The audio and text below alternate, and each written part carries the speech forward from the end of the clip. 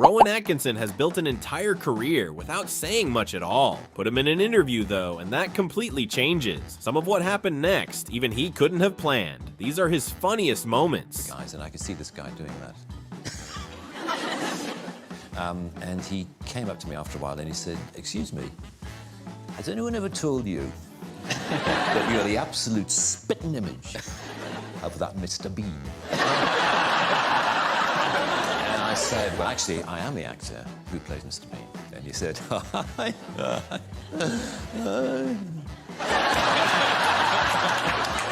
"I bet you wish you were." And there followed this bizarre conversation in which the more I tried to claim that I was the person whom he thought I merely resembled, the less he believed me. But what was funny was how close he thought I was to you know, he said the resemblance is uncanny. Have you ever thought of doing any, look-alike work, like, Stag Nights and Hen Nights? You can go along as Mr. Bean. And I said, no, I haven't. He said, because you can make an absolute fortune. Rowan Atkinson doesn't need a script to be funny. Sometimes all it takes is one look. Now, I know that if you were a presenter on this show, you could just do it with an expression. Right. So, for example, if you were presented with McLaren F1,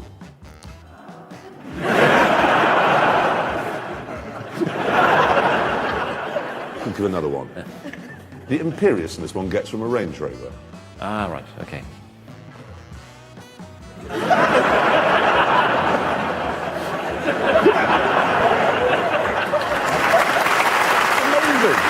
I thought I just stood in front of a mirror, to be honest, and I just started pulling faces, for want of a better term. And I just sort of, was doing this...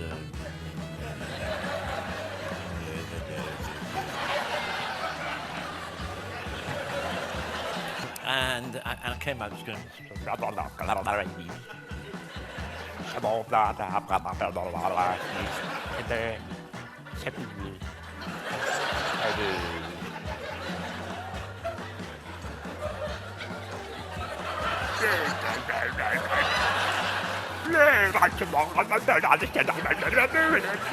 Anyway, it was something like that. You see your face as your greatest asset, your facial dexterity. One doesn't like to be labelled a face puller because you feel as though if you have got a face that, that's malleable and can go like that, you can twist about. That you feel that people are going to assume that you're just, that's all you can do, and if in doubt, go, and someone will laugh.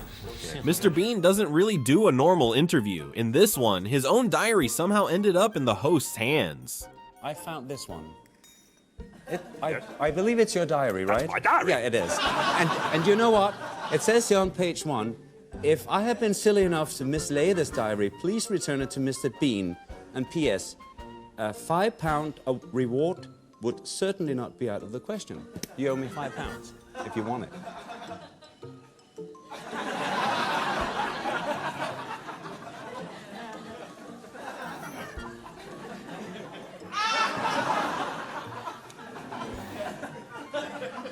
No.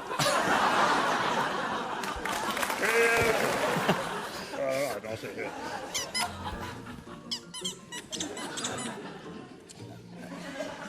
You've got some very squeaky chairs. Well, I'll... Could we get another chair, please? Have another chair, please.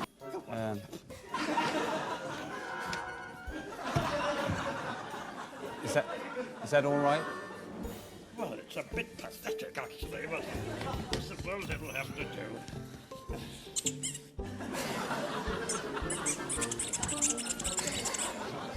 Actually, it's quite nice in its own.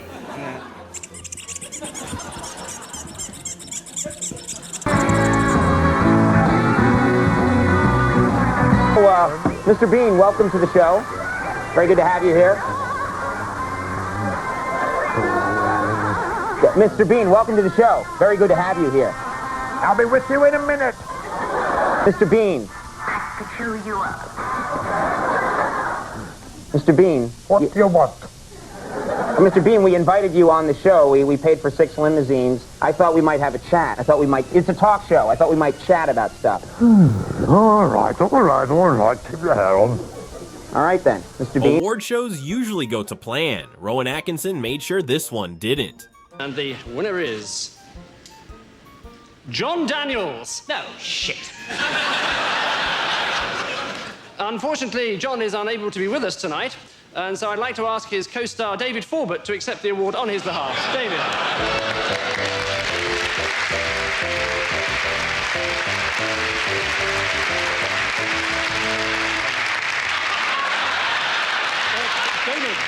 Mr. Bean needed a name before he needed a face. Getting there took longer than you'd think. Where did Mr. Bean, the name come from, though? I mean, it's a lovely name. It's an inspirational name. It's nice and short and sharp and memorable, and we started with Mr. White. I don't know, we were sitting around, I remember, at our producer's house one day and trying to think of a name, and we started with Mr. White.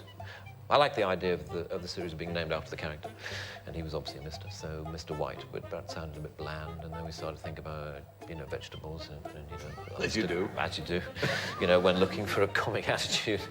So Mr. Broccoli and Mr. Carrot and Mr. Cabbage and Mr. Bean, it's sort of, single syllable and short and sharp and memorable.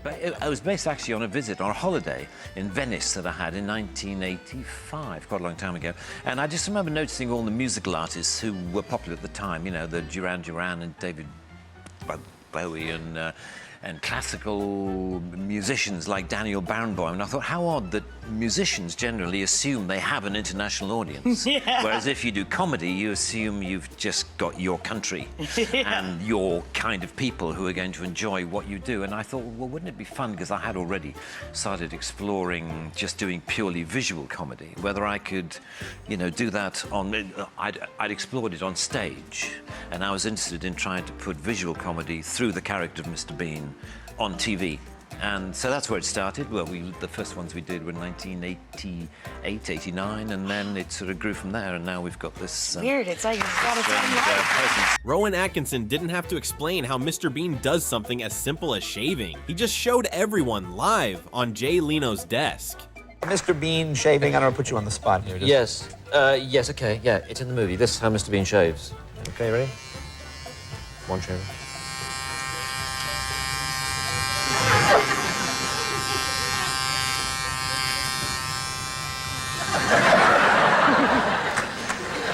I want to cover all bases.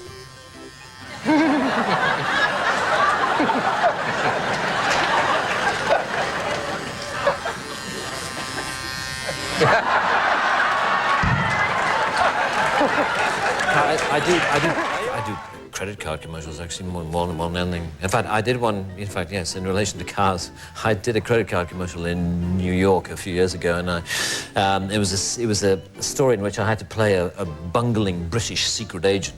And there's this beautiful woman gets out of a limo in the middle of New York, and he sees her. And this scene was when I had to look at her as if I'd just fallen in love with her. Right.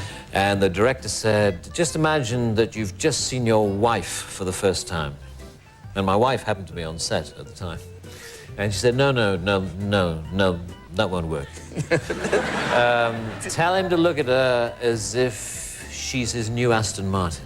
Oh, well, that's... And then it'll work. Oh, that'll work. And she was right. In fact, it inspired me no end. I looked at her like no woman has ever been looked at. Really? Can you give us that look? I'm curious. Yeah. Can I do it?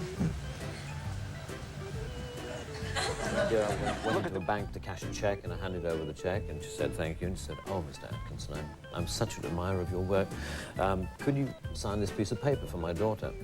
So I signed the piece of paper, and I handed it back, and she took it back, she put it on one side, and she looked at my check, and she said, now, do you have any means of identification? And you think, well...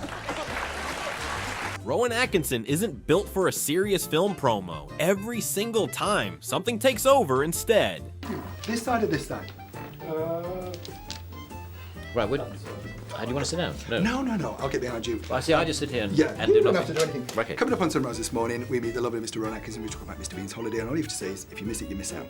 Simple as that. You ready? Right, okay. I'm good at this. Good, okay.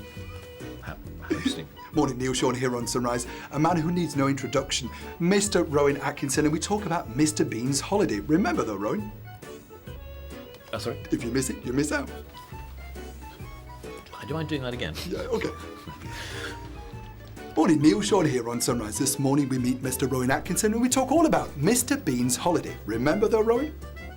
What? If you miss it, you miss out. Oh, yes. Don't miss Rowan Atkinson on Sunrise this morning.